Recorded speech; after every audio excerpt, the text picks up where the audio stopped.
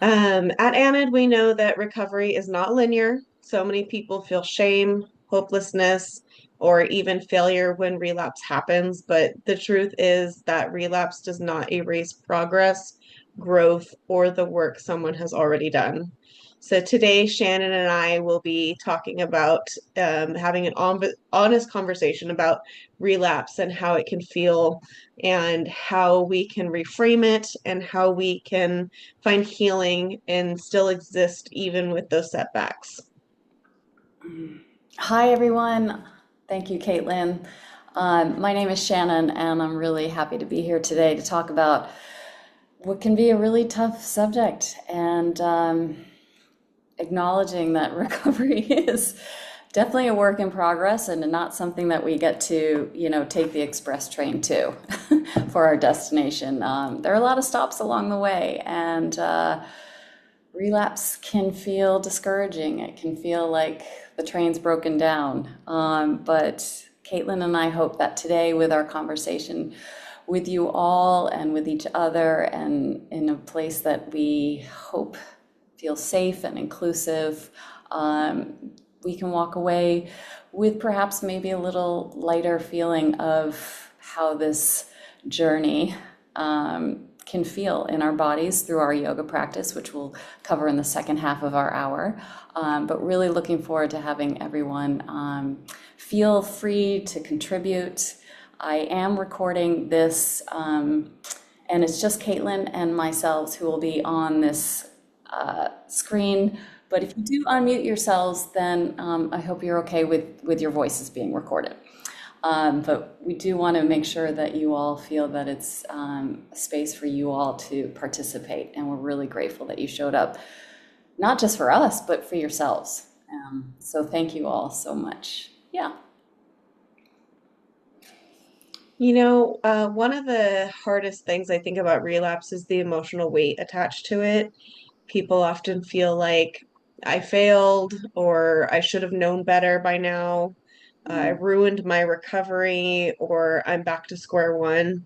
But there's also so much pressure in recovery space to appear fully healed or constantly progressing forward. But relapse doesn't mean someone has failed, as you mentioned earlier.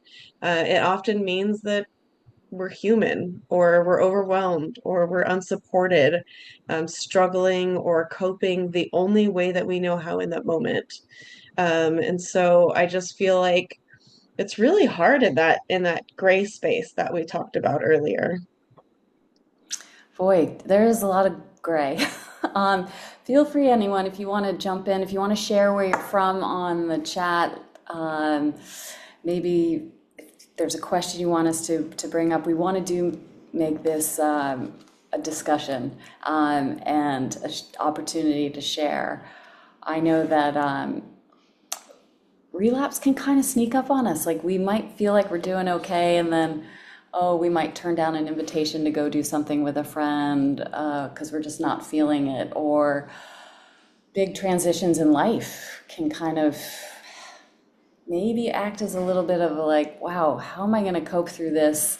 Am I strong enough to cope through this? Or am I so exhausted from trying so hard that I'm just going to give in? Because sometimes that seems easier. So I understand that relapse can be kind of a sneaky thing and just gather a little momentum. And yeah, so I really just want to let us have this opportunity to explore what is it that can kind of lead to that sneaky feeling. Is it body image distress? Is it a loss of a routine?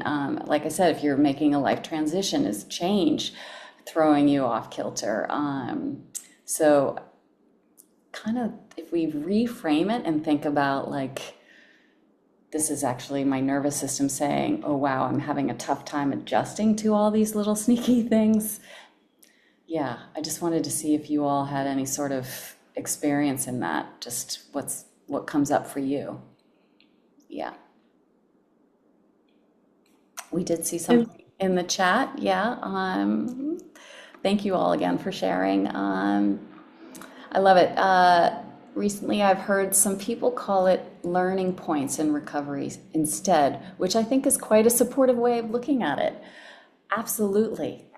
This road to recovery does have a lot of opportunities for us to learn. So that is a really, really softer way, and I think less um, black and white and even compassionate way of looking at it.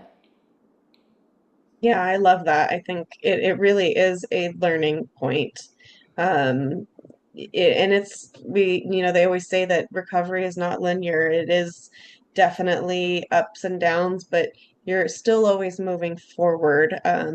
For those of you who may have heard of the book Slip, Mm, the author talks about how in the middle place or in a relapse, it's a slip, and she talks about how you can't necessarily slip unless you're actually moving forward, which I think was such a great visual to think about, that you're still moving forward, you're still walking, but you may trip up a little bit, but you're still moving forward.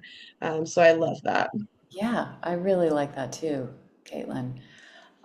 If I can just share another, thank you so much for sharing. I'm struggling with feeling better during a relapse, even though I know it's not true. It's hard to shake that feeling when the behaviors are helping cope in the short term. It's hard to give up that during stressful events when I'm grasping for any relief. Wow, so get that. Isn't it funny how it's really hard to not want to rely on what helped us recover or what helped us in stressful times before. But I love that you're acknowledging that it's not helpful now.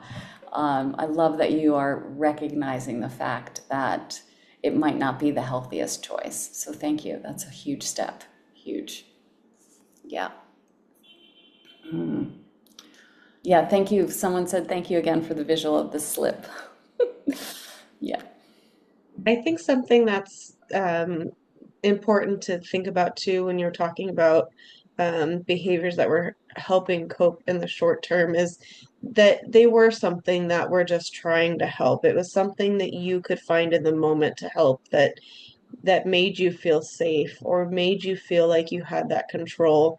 But knowing that it is only short term, that what an example of a slip up. We We had a can't little control moment. everything. Isn't this We're gonna just, get back to it. we can't control everything. This is Yes. this is living proof, guys, that we are fallible, we make mistakes, and we are at the mercy of things bigger than ourselves sometimes, like technology. Wow. Where were we, Caitlin? I kind of want to see if people have any advice on what kind of helped you most after setbacks and recovery. If you've had a setback before, what kind of helped you jump back into it and move forward?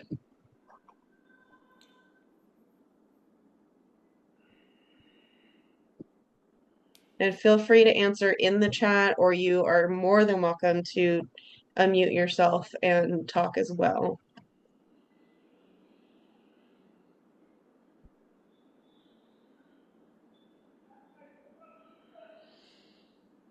I feel like there's a wealth of wisdom amongst us, and and when we don't have that wisdom, sometimes I feel very reliant on others who have gone through this and can kind of offer a little scaffolding. So I love that. Just reminding myself how much better life is when I'm not in a relapse. Okay. Yep. That support that we can provide ourselves does feel good.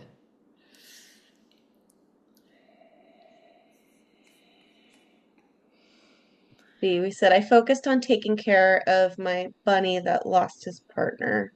I was super depressed about her dying and was starting to slip, but I told myself you have to keep it together.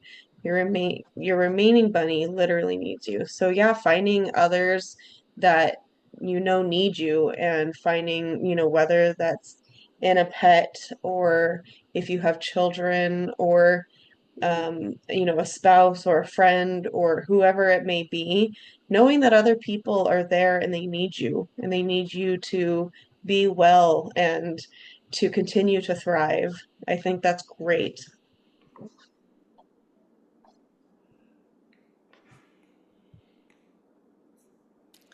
Supportive tools, this is coming from the letter K, sometimes uh, looks at inspiring quotes or listening to inspiring podcasts, watching helpful YouTube videos from those in a good balanced recovery, and focusing on your why. That Mm, that kind of lands really well for me. That idea of why do I want this recovery? To do all the things that make me feel like I'm living my best life, which I know is so hard sometimes. So that's a really, really strong point. I love that. Thank you. we have someone else who said taking one step to get back on track, and that can help be a stepping stone or building momentum to other steps. Yeah, I think something that has really helped me is that I like to kind of look back. I know they always say never look back, but it's nice to look back and see how far you've come sometimes. And I think for me, when I have those longer stretches without relapsing, I can look back and say, I made it a month, or I made it 2 months, or I made it 6 months before. I know that I slipped up right now, but I know that I have been able to do it before and I can do it again. So looking at the steps that you've made before, I think is really helpful to know that you can do it again. And Caitlin, I love that because it provides a sense of time. Like sometimes when we're so in the dark space, just I made it the last hour, you know? Mm-hmm. Um, or I made it the last 30 minutes, if we can maybe find a little gap, a little space in between the dark. And if that's sitting there breathing, listening to a podcast, listening to a great song, talking to a friend on the phone, um, sometimes just those tiny little moments do add up. And by the looking back, we can be like, oh, wow, 45 minutes just passed and I haven't done something self-destructive. Yeah. Yeah. It's just those building blocks, literally like, oh, I slipped. But yeah, moving forward, moving forward. Yeah, I love that. Um, Writing down the pros and cons, writing it out for sure. Getting it down on paper sometimes just makes it more concrete or solid. You can go back and reference it. So that's a really good tool as well. Yeah. I think another thing when it comes down to writing too, and this, I mean, everything works differently for different people. So, kind of take and choose from all these suggestions. But I know one thing when I was in treatment that they had me do was write down kind of the process of the relapse and kind of see like what my decisions were and how could I have done things differently.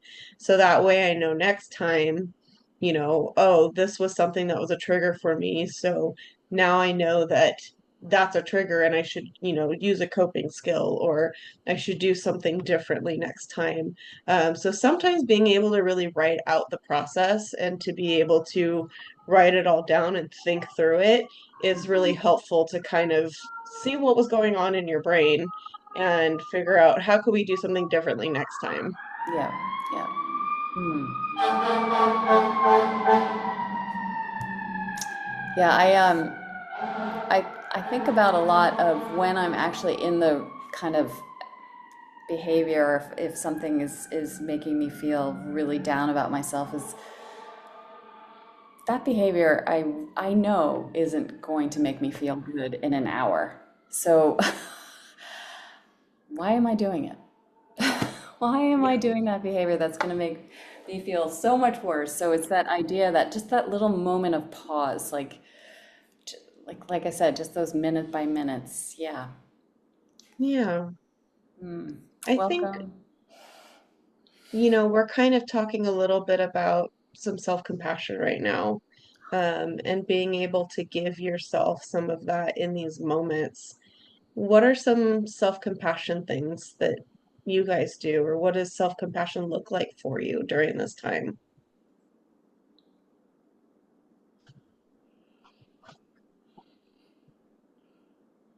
Happy to hop into the conversation if that's okay. James here I from do. LA.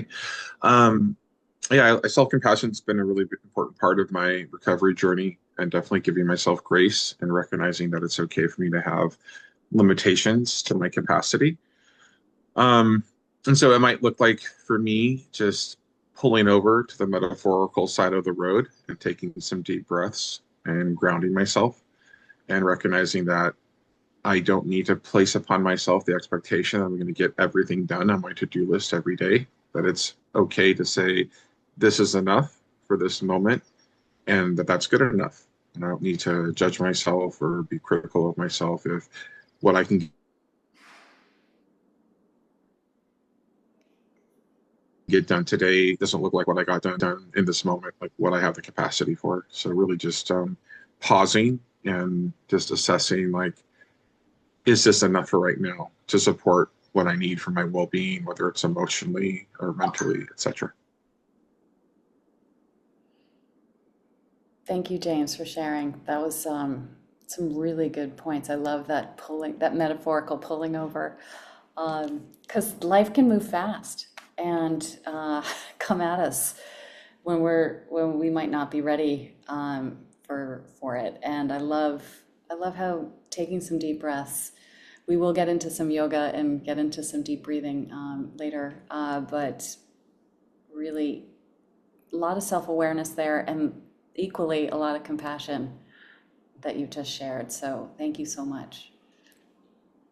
Yeah, I love that. I think, as I mentioned earlier, I think that, having a relapse doesn't mean that we failed. It just means that we're human, or, we're overwhelmed, we're unsupported, we're struggling, we're doing what we can in that moment. And I think recognizing that was something I think in the beginning of my recovery was super helpful, is for somebody to actually point out, like, of course you're dealing with this. Of course you're wanting to go through, these behaviors because, of course, you're under a lot of stress, you're dealing with this or whatever it may be, to kind of realize, like, okay, nothing's wrong with me. And of course I'm going through a lot right now, and realizing that it's okay and we're just going to move forward. Yeah, I recently was listening to this podcast, and the guy said, "Okay, if your life was a movie, what would the audience be screaming at you to do?" Like, it's so apparent to those around of us who love us what we should be doing, but why are we so hard on ourselves, and not doing what we want the heroine or hero of our own story to be doing? And so lately I've been trying to kind of have a little audience view of like, oh, I just want the main character to, be nicer to themselves or go do something that provides joy. So, yeah, that whole idea of self-compassion and knowing that our bodies are just saying, hey, look, can you be a little kinder? Because I'm trying to do my best for you. So let's work together on this. Yeah. Thank you, someone sharing. Part of my coping mechanism has been to let myself have time off work to focus on my recovery without too much stress, burnout, so that I can get better faster. Yeah, and not impact my clients negatively. Yeah, so I love that. Working so that you can be not only better for yourself, but for those who you care for. That's lovely. Thank you. I think that's a great transition into my next question that I want to ask. We're all here together because we all have lived experience. We're all seeking community and support. So I want to know how community and peer support impacts your healing.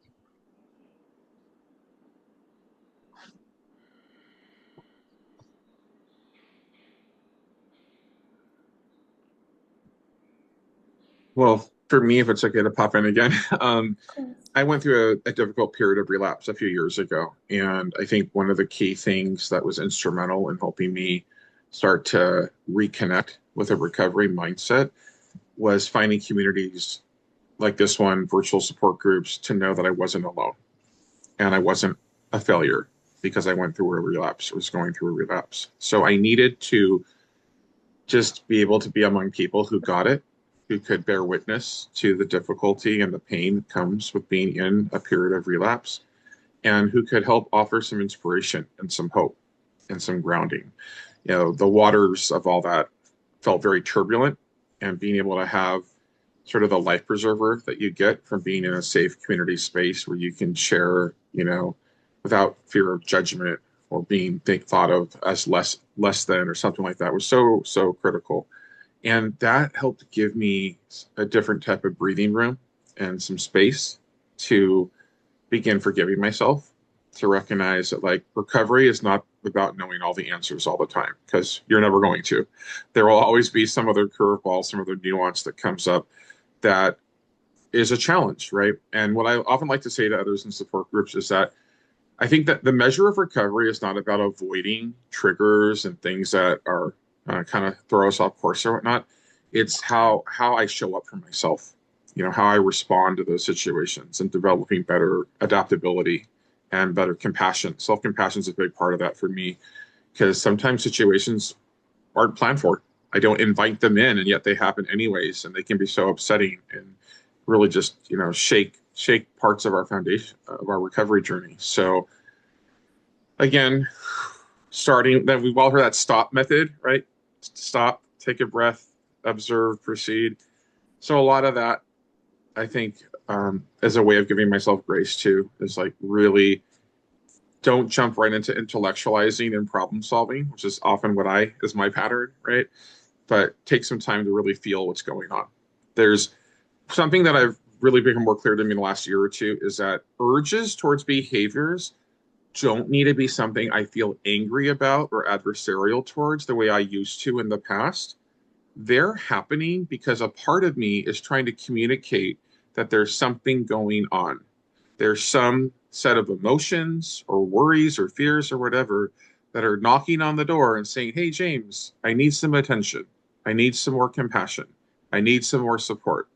So rather than seeing like the urges towards the behavior as being like, "Oh my gosh, I must not be doing recovery right." No, that's not it at all. But that's become like an early warning system that my person uses to communicate to me. And my job is to learn how to listen with patience and compassion, not with criticism and resentment towards those situations. So that's really been a work in progress for me to shift my narrative from being one of critical to being a lot more compassionate and curious about what's coming up and what can I do to show up for myself in a recovery focused way. Okay, we're done here. I think James just sorted it all out. No, that was amazing, James. Thank you. I love that whole idea of warning system, alarm system, and if you look at it almost like a traffic light system, like is this the green light? Yeah, I'm feeling really, I'm cruising, I'm good. And then the yellow light kind of, and then the red light, okay, I just got it. My body's telling me. My body's telling me. And if it's showing up through an urge, like what is it trying to communicate? I love that. Thank you so much, James. Yeah. Yeah, that was amazing. I loved your answer. I think, yeah, it is really helpful to have community and know that you're not alone. As you mentioned in the beginning of your answer. I know that was a huge thing for me. You struggle for so long by yourself, and then if you finally find that community for people to actually say, "Hey, I get it," and I deal with that too, and it makes you feel like, oh, I'm not the only one dealing with this. And I think another thing too is with our behaviors, we become so secretive and we want to kind of do it by ourselves, but once we bring it to light, it's no longer hidden in the darkness. And I think that having that accountability and community and people who understand and love you and want to support you is so important. Like somebody said, it's been a lifesaver for me. There's so many barriers to ongoing treatment. So having groups like this, really keep me going. Yeah.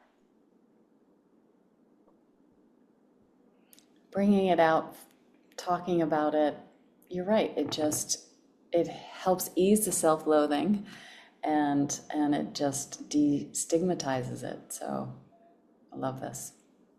Yeah. Fantastic. We also have somebody said peer support helped me significantly go to weekly virtual meetings.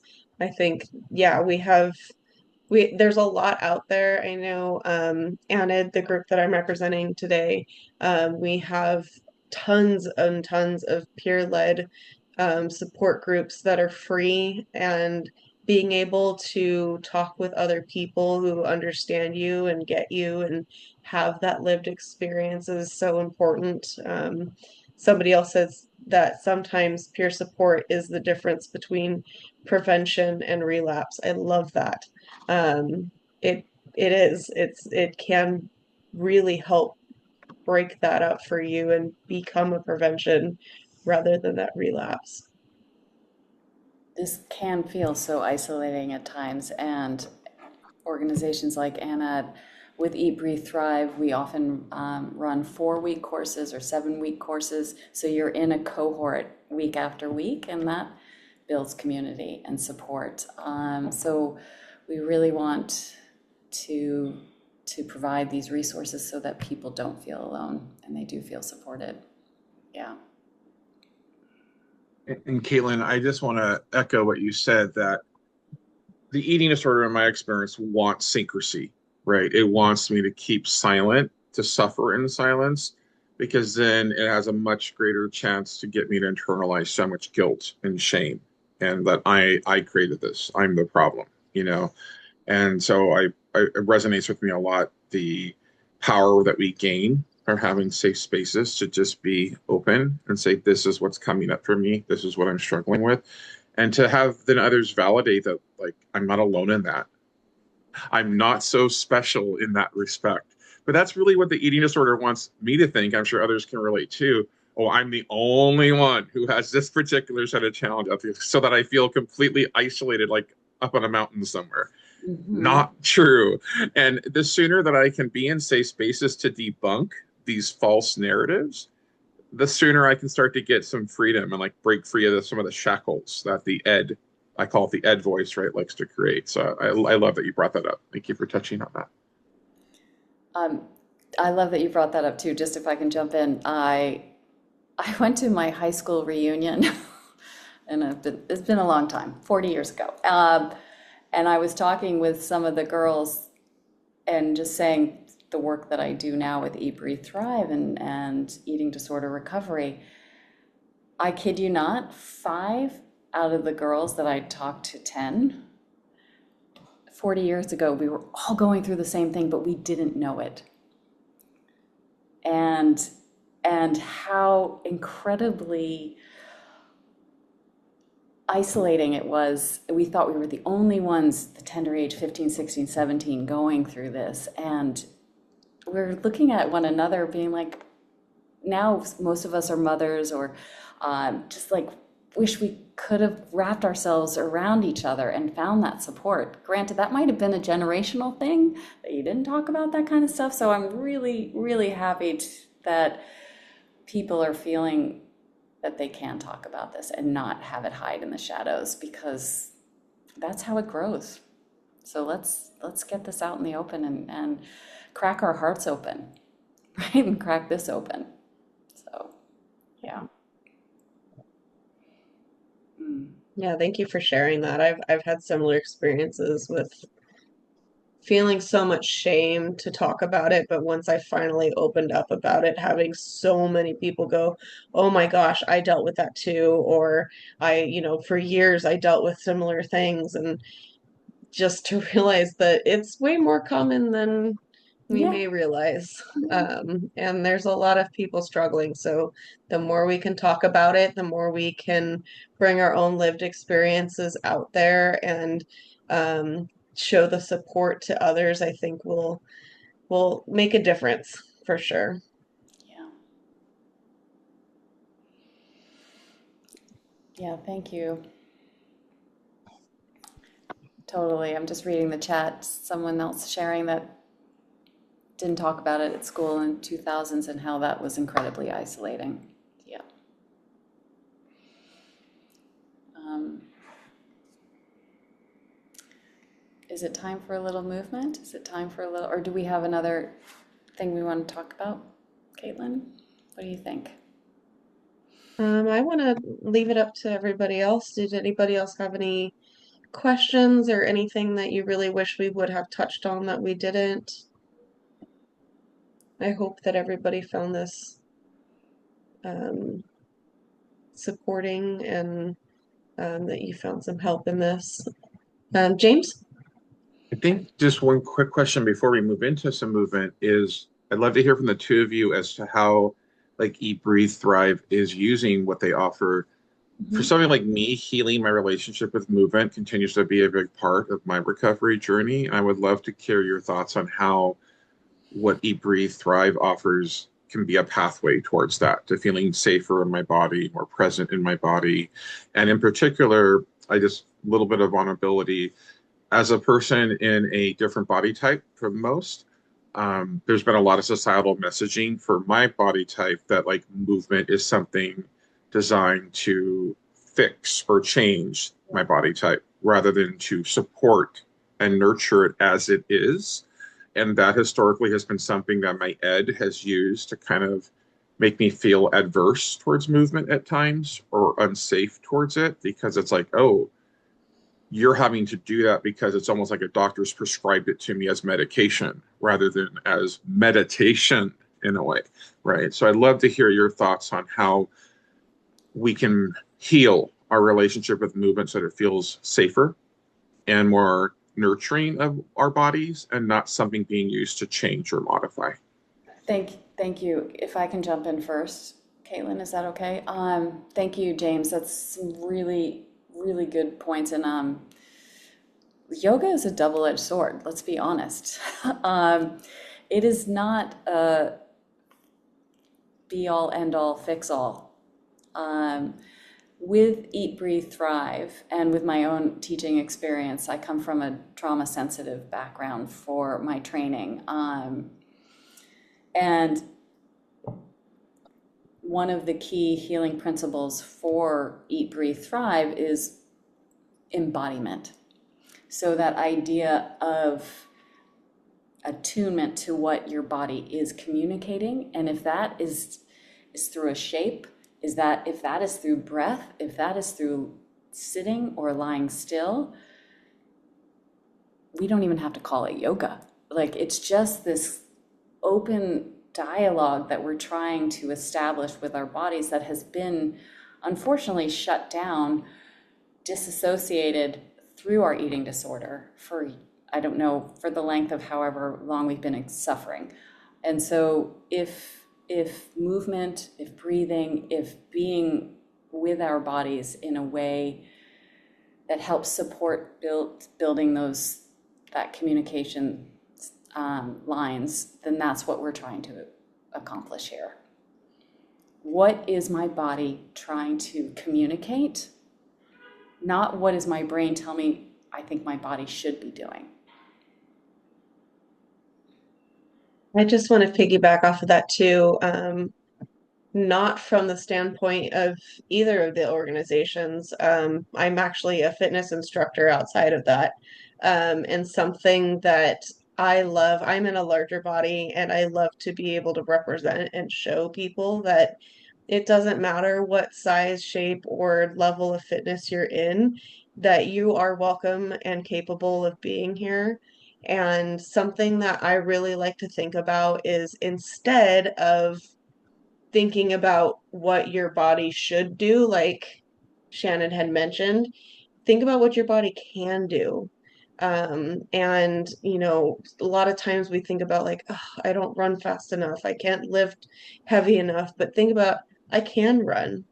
I can move. I have legs that can walk. I have a body that can move. I have arms that can lift the weights. Or I didn't think I could do this, but look at me. Look what I can do. And I think being able to appreciate your body for what it is and what it can do is another way that we can really appreciate movement, and really appreciate the amazing bodies that we have. Thank you. Yeah, that's great. Does that kind of answer your question, James? Yeah, this topic of embodiment is definitely something I want to like sit and absorb more of. And I think I Mm. love what you said, Kate. I think it was you, Caitlin. I think both, maybe, sorry, I apologize. One of you said that it's about listening to what my body's saying to me, not what this is trying to dictate or control. And that takes me back to listening to like when an urge comes up, that's my body trying to communicate something. If I have an ache or a pain, it's my body trying to communicate something. And I love also, Caitlin, that reminder that let me connect with what my beautiful, amazing, resilient body has the capacity to do right now in this moment and not get caught up in the old grief or regret of like what my eating disorder thinks it should be able to do or that it used to have. Doesn't matter. That's just designed to take me out of the present moment and not connect with my agency that I have right now. What is within my capacity right now? So I love both of what you all said, and I look forward to this movement experience we're going to share together as a community today. Thank you. Thank you. Well, you have just set us up for our time in our chairs. We are going to stay seated. If you find yourself wanting to sit on the floor, we are just, everything's an invitation. As you said, this idea of agency. So we all have agencies over our bodies. So I'm just going to back my chair up just so you have a little bit more of a visual. Can you all see me okay? Really just from the waist up. We are going to begin simply with our feet beneath us. If you want to take your shoes off, if you want to take your socks off, if you want a pad beneath your feet, you can certainly do this. Everything is a choice, everything is optional. It's an invitation. And if we can just bring our hands onto our legs or beside us, I can offer a zillion choices, but what feels comfortable through the shoulders? And if I can invite you, if it's safe for you, to close down the eyes, or maybe the gaze is soft down towards your knees. We're just going to take a moment here to get grounded. And as we start to become aware of how our feet feel, making contact with the floor, perhaps the carpet, how our seat feels in our chair. Is it padded? Are we sitting on a stool? Are we sitting on the floor? Literally, what is gravity drawing us towards? And as we start with this grounding, I'd like you to just think about your state of mind. Is there a word that kind of encapsulates this moment in time for you?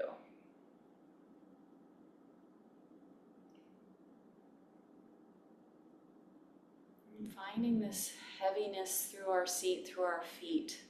Again, that connection to what's grounding us.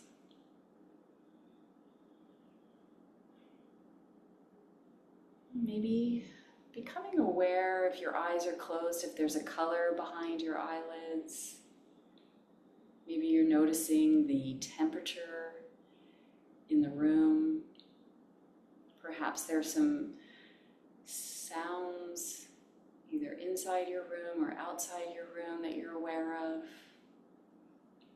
Maybe even some smells. Just really orienting yourself to where you are in space.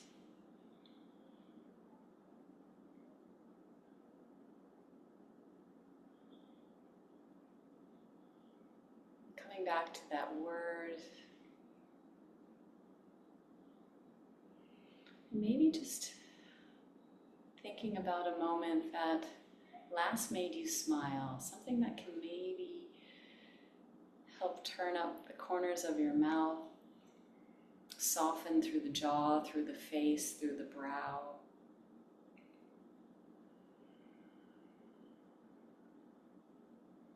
And then I'd like you to start to become aware of your breathing.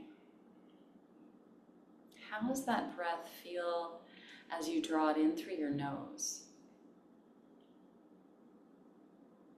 Does it feel okay to exhale through the nose, or do you need to sigh out your exhale?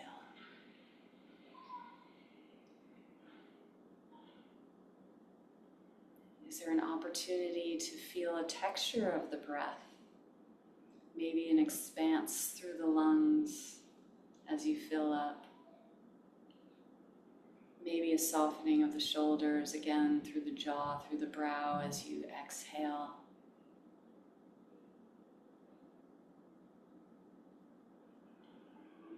Maybe the crown of your head reaches a little higher through your inhale. And maybe you feel a little softening as you exhale.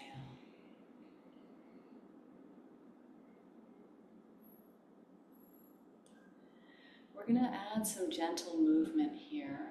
If you get your rights and your lefts mixed up, it doesn't matter. Just try and do the same on each side.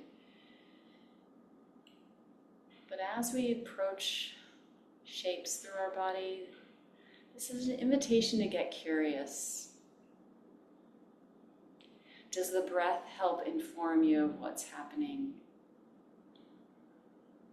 Are there sensations that come up that you want to stay with, that you want to move away from?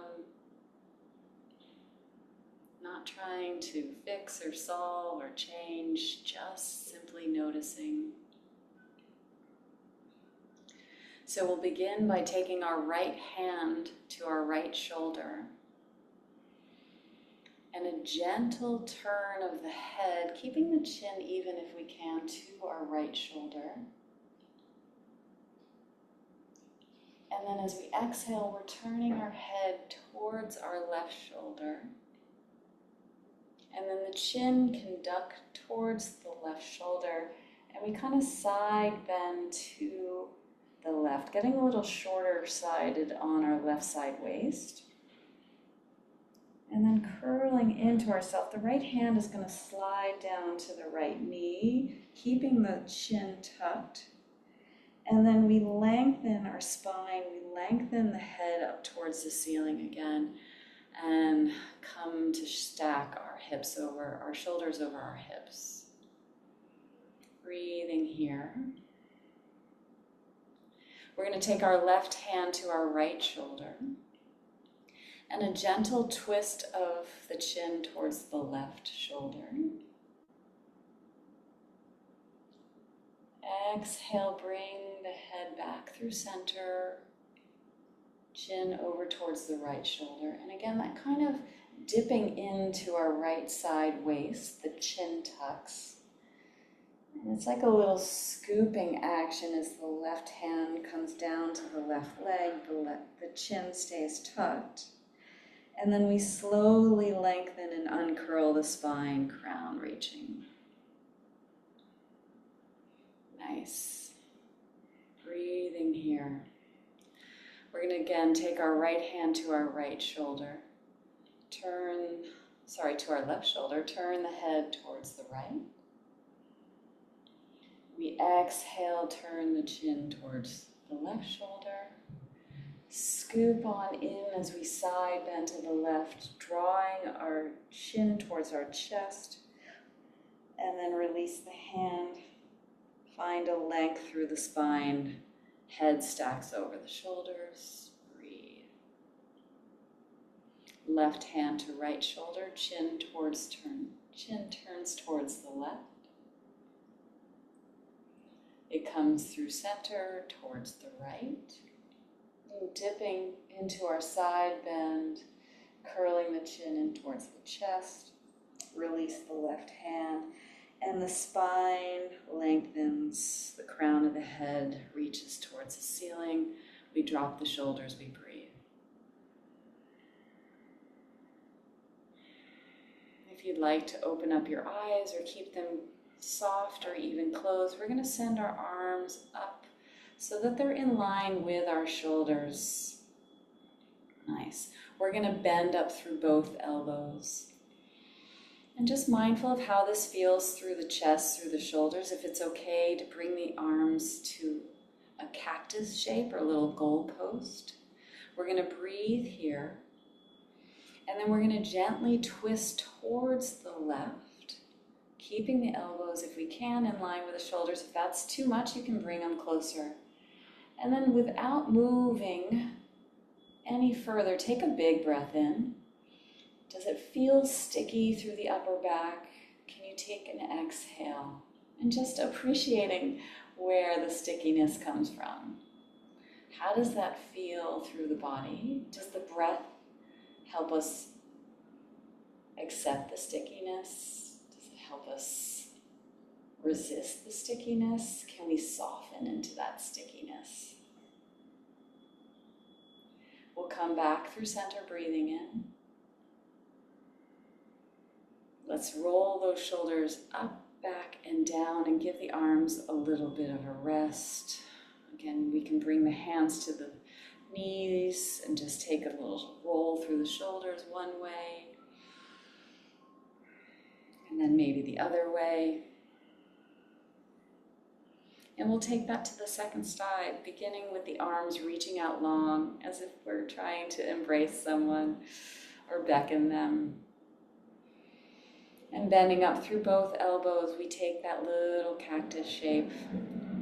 Again, softening through those shoulders. If it feels a little too much to lift them, you can soften the elbows down towards the waist.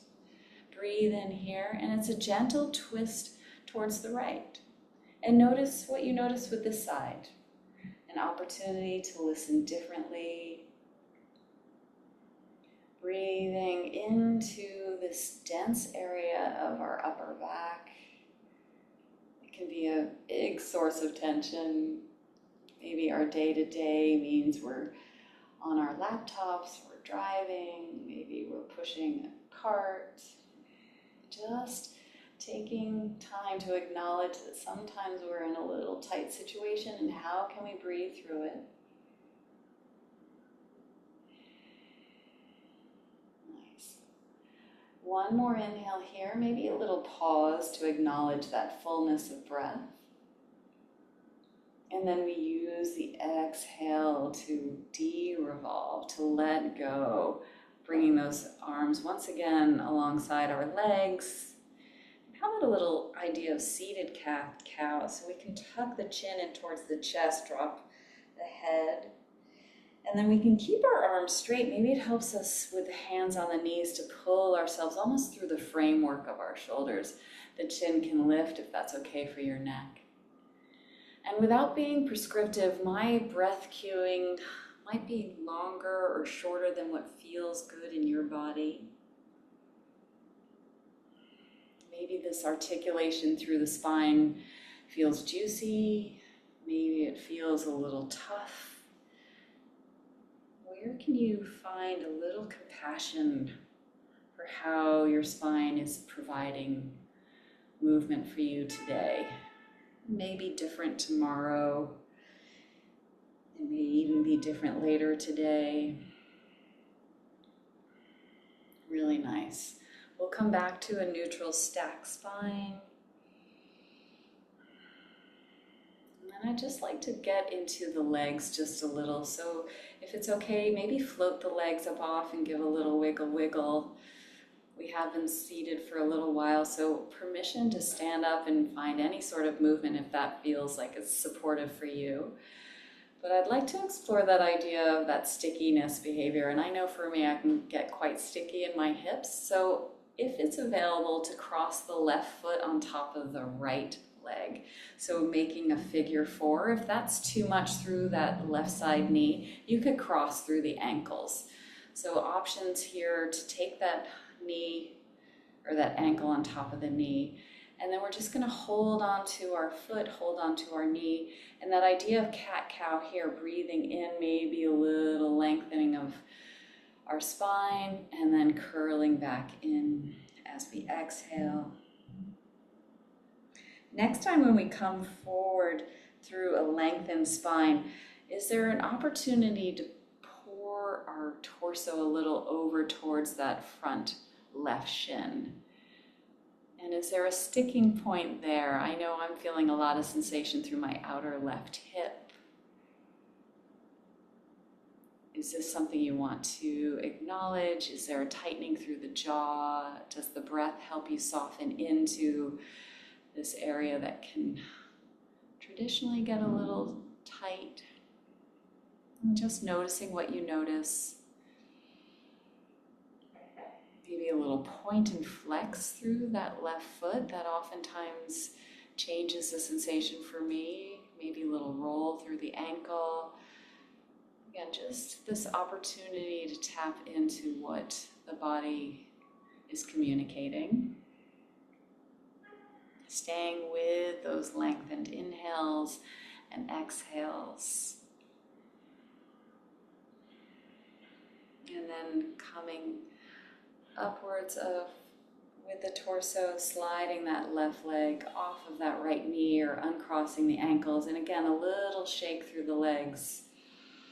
And if we sit for a moment just to notice, is there any sensation coming up through that left hip versus the right? We will get to the right side now. So again, this is your chance to see what that right side provides. It may be completely different. I feel sometimes my right side's a little tighter. It's my dominant side, so I feel like I'm getting a black eye with my right knee sometimes. But let's curl our spine back and feel almost like we're taking this cat shape through the body. Chin can tuck. And then as we elongate through the spine, filling up with breath, here's our opportunity to see if the torso can come forward towards that right shin. Has the volume dialed up or down on this right side? Can you provide a little space between the back teeth, softening through the jaw? How does the breath help support this sensation and coping with this sensation? Maybe a little information provided by pointing and flexing through that right side foot, or maybe even circling through the ankle.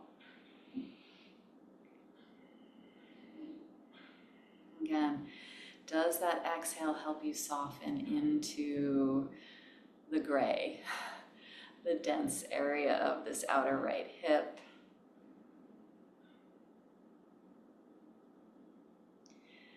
And then we'll use our inhale to come upwards with our torso, releasing that right leg off the left leg, a little shake through the body. Feet can once again come down. Shoulders can stack over our hips, and I offer an invitation to place our hands over our heart, one palm on top of the other. Breathing into this heart space, feeling our feet grounding us, our seat grounding us, our breath moving through us.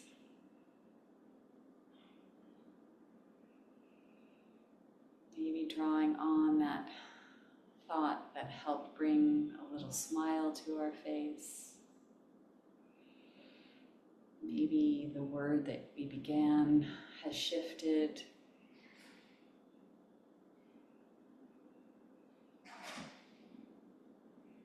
And then as we come back to our conversation, hands can release down, eyes can open. I'm going to slide closer to the camera.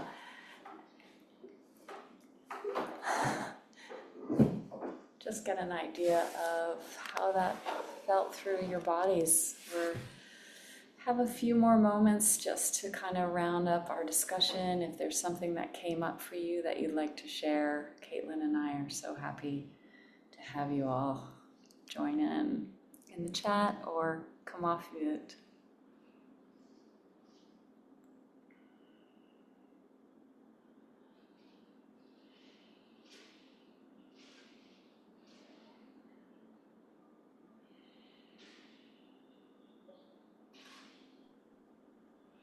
Any difference of words, how it felt starting versus how you felt after a few moments of breathing and moving. I definitely feel calmer. I have a pretty booked day today. I have stuff back to back to back and feel like I'm kind of in the like go mode, and that was nice to be able to just sit and breathe for a little bit and take a moment to pause. So I appreciate you going through that with us. Thank you. Thank you.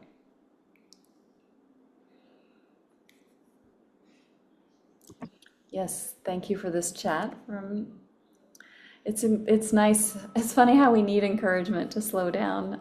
So I really appreciate you joining me to do that. Thank you. Thank you, Nicole. Thanks. Yeah, that physical discomfort sure can be hard. So I appreciate you sticking with it and breathing through it. Thank you. Thank you. Really appreciate the chats, everyone. Really appreciate you all showing up for yourselves.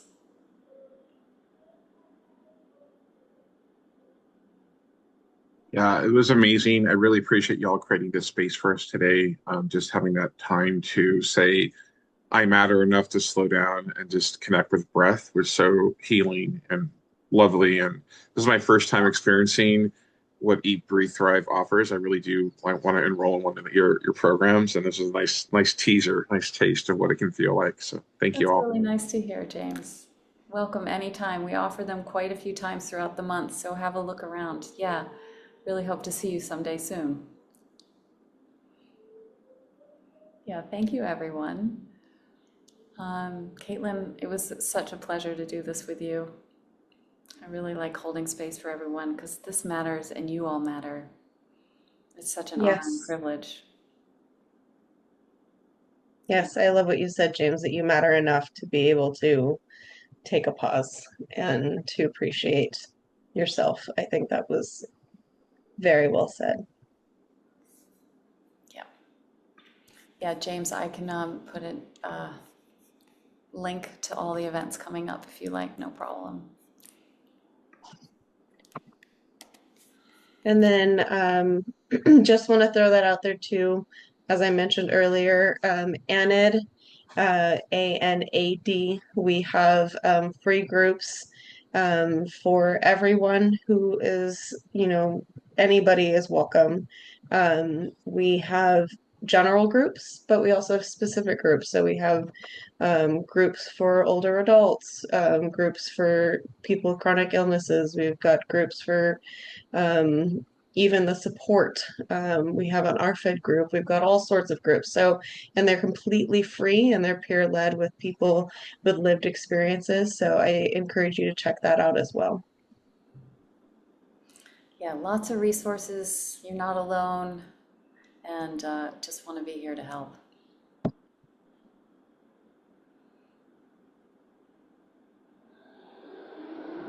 All right, that is our time today, unless anyone had last minute. We have one more minute, but we value your time. Thank you all so much. Oh, thank you. Really nice comments, everyone. And again, we look forward to connecting soon. Thank you, And everyone. this is recorded as well, and it'll be on the Eat, Breathe, Thrive YouTube, Yeah, as well as past ones as well. So if you enjoyed this and you want to kind of experience it again, they are recorded on the YouTube. it's good to do the housekeeping. Thank you, Caitlin. Of I course. always forget the housekeeping. Thank you all. All right. Thank you. Have a wonderful Bye. day. Have a great day, everyone. Thank you.